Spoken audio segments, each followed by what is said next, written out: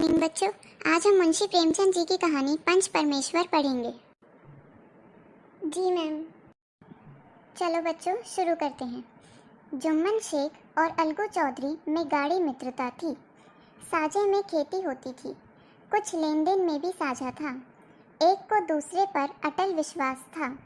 जुम्मन जब हज करने गए थे तो अपना घर अलगू को सौंप गए थे, और अलगू जब कभी बाहर जाते थे तो जुम्मन के भरोसे अपना घर छोड़ देते थे। इस मित्रता का जन्म उसी समय हुआ था जब दोनों बालक ही थे और जुम्मन के पिता जुमराती उन्हें शिक्षा प्रदान करते थे। जुम्मन शेख की एक बूढ़ी खाला थी। उनके पास थोड़ी सी जायदाद थी, परंतु उनके निकट संबंधियों में कोई न था। जुम्मन ने लंबे चौड़े वायदे करके वह जायदाद अपने नाम लिखवा ली थी। जब तक दान पत्र की रजिस्ट्री नहीं हुई तब तक खाला की खूब खातिरदारी हुई। स्वादिष्ट पदार्थ खिलाए गए। रजिस्ट्री की मोहर लगते ही इस खातिरदारी पर भी मोहर लग गई। जुम्मन की पत्नी करीमन रोटियां देने के साथ कड़वी बातें भी सुनाने लगी। जुम्मन शेख भी निठुर हो गए। कुछ दिन खाला ने सब सुना और सहा, पर जब न सहा गया तो जुम्मन से शिकायत की। जुम्मन ने गृह स्वामिनी के प्रबंध में दखल देना उचित न समझा। कुछ दिन तक और यूं ही रो धोकर काम चलता रहा। अंत में एक दिन खाला ने कहा, बेटा, तुम्हारे साथ मेरा निभा न होगा। तुम मुझे रुपए दे दिया करो, मैं अलग पका खा लूँगी। जुम्मन ने धृष्टता के साथ उत्तर दिया, रुपए क्या यहाँ फलते हैं? खाला बिगड़ गई। उन्होंने पंचायत करने की धमकी दी। जुम्मन बोले, हाँ जरूर, पंचायत कर लो, फैसला हो जाए। मुझे भी रात दिन की है खटपट पसंद नहीं। एक दिन संध्या के समय एक पेड़ के नीचे पंचायत बैठी। जुम्मन शेख ने पहले से ही सारा प्रबंध कर रखा था। 5 लोग बैठ गए तो बूढ़ी खाला ने उनसे विनती की, पंचो, आज 3 साल हुए मैंने अपनी सारी जायदाद अपने भांजे जुम्मन के नाम लिख दी थी। जुम्मन ने रोटी कपड़ा देना कबूल किया था। साल भर तो मैंने रो धोकर इसके साथ काटा, पर अब सहा नहीं जाता। मुझे न पेट की रोटी मिलती है न तन का कपड़ा। मैं बेसहारा हूँ। तुम लोग जो राह निकाल दो उसी राह चलूँ। मैं पंचों की बात सिर माथे चढ़ाऊंगी। सरपंच किसे बनाया जाए, इस प्रश्न पर जुम्मन शेख और खाला जान में कुछ कहा सुनी हो गई। अंत में खाला बोली, बेटा, पंच न किसी के दोस्त होते हैं न किसी के दुश्मन। तुम्हारा किसी पर विश्वास न हो तो जाने दो। अलगू चौधरी को तो जानते हो, लो मैं उन्हीं को सरपंच मानती हूँ। जुम्मन शेख आनंद से फूल उठे, परंतु मन के भाव छुपाकर बोले, चलो, अलगू चौधरी ही सही। अलगू चौधरी सरपंच हुए। उन्होंने कहा, शेख जुम्मन, हम तुम पुराने दोस्त हैं, मगर इस समय तुम और बूढ़ी खाला दोनों हमारी निगाह में बराबर हो। जुम्मन ने कहा, खुदा गवाह है, आज तक मैंने खाला जान को कोई तकलीफ नहीं दी। अलगू चौधरी ने जुम्मन से जिरह शुरू की। जुम्मन चकित थे कि अलगू को हो क्या गया है। अभी तो यह मेरे साथ बैठे थे, अब इतने प्रश्न मुझसे क्यों पूछते हो। जुम्मन यह सोच ही रहे थे कि अलगू ने फैसला सुनाया। जुम्मन शेख, पंचों ने इस मामले पर विचार किया। उन्हें यह उचित मालूम होता है कि खाला जान को माहवार खर्च दिया जाए। बस यही हमारा फैसला है।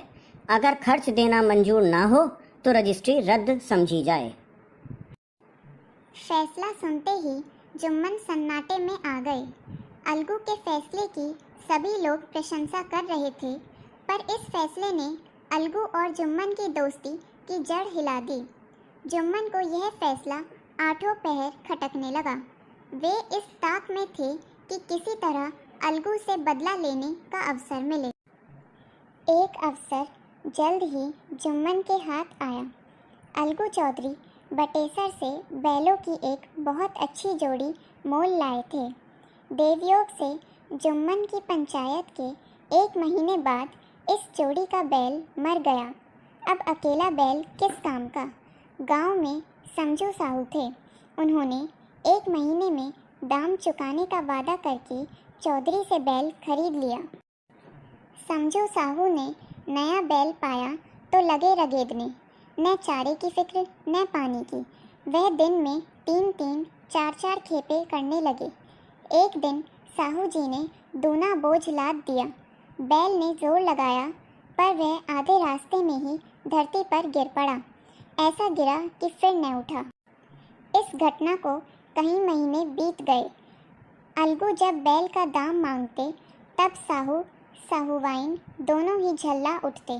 कहते मुर्दा बैल दिया था, उस पर दाम मांगने चले हैं।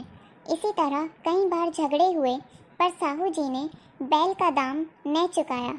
लोगों ने साहू जी को समझाया, भाई पंचायत कर लो, जो कुछ तय हो जाए उसे स्वीकार कर लो। साहू जी राजी हो गए तथा अलगू ने भी हामी भर ली। उसी वृक्ष के नीचे पंचायत शुरू हुई। रामधन ने कहा,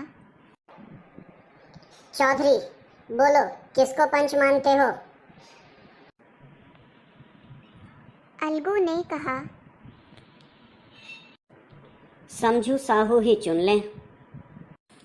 समझू खड़े हुए और कड़क कर बोले, मेरी ओर से जुम्मन शेख। जुम्मन का नाम सुनते ही अलगू का कलेजा धक धक करने लगा। फिर भी उन्होंने कहा, ठीक है, मुझे स्वीकार है। सरपंच का आसन ग्रहण करते हुए जुम्मन में अपनी जिम्मेदारी का भाव पैदा हुआ। उन्होंने सोचा, मैं इस समय न्याय के सर्वोच्च आसन पर बैठा हूँ। सत्य से ज्यों भर भी टलना मेरे लिए उचित नहीं है। पंचों ने दोनों से सवाल जवाब शुरू किया। बहुत देर तक दोनों अपने अपने पक्ष का समर्थन करते रहे। अंत में जुम्मन ने फैसला सुनाया, अलगू चौधरी और समझू साहू, पंचों ने तुम्हारे मामले पर अच्छी तरह विचार किया।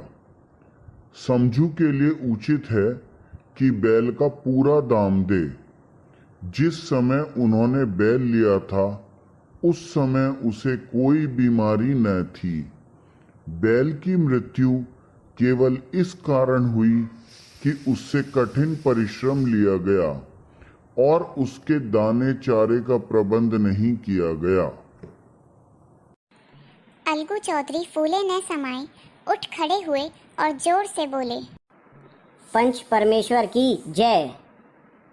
साथ ही लोगों ने दोहराया, पंच परमेश्वर की जय।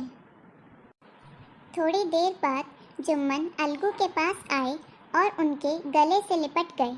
अलगू रोने लगे। इस पानी से दोनों के दिलों का मैल धुल गया। मित्रता की मुरझाई हुई लता फिर हरी हो गई। तो बच्चों, आई समझ कहानी? जी मैम, हमें तो याद भी हो गई।